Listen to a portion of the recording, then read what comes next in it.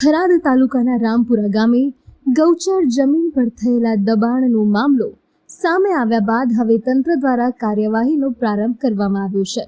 ગૌચર જમીન પર થયેલા દબાણને લઈને અગાઉ તંત્ર સમક્ષ અરજી કરવામાં આવી હતી, જેના પગલે રેવન્યુ વિભાગ દ્વારા સ્થળ પર દબાણ દૂર કરવાની કામગીરી હાથ ધરવામાં આવી છે।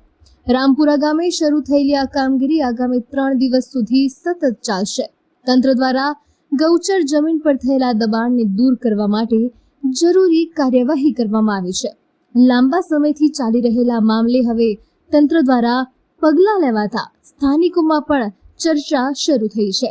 દબાણ હટાવવાની કામગીરી દરમિયાન થરાદના ટીડીઓ, તલાટી કમ મંત્રી સહિત મહેસૂલી વિભાગનો સ્ટાફ સ્થળ પર હાજર રહ્યો હતો।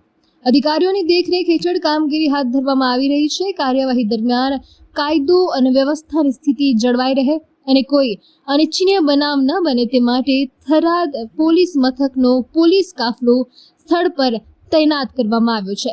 પોલીસની હાજરી વચ્ચે રેવન્યુ વિભાગ દ્વારા દબાણ દૂર કરવાની કામગીરી આગળ ધપાવવામાં આવી રહી છે।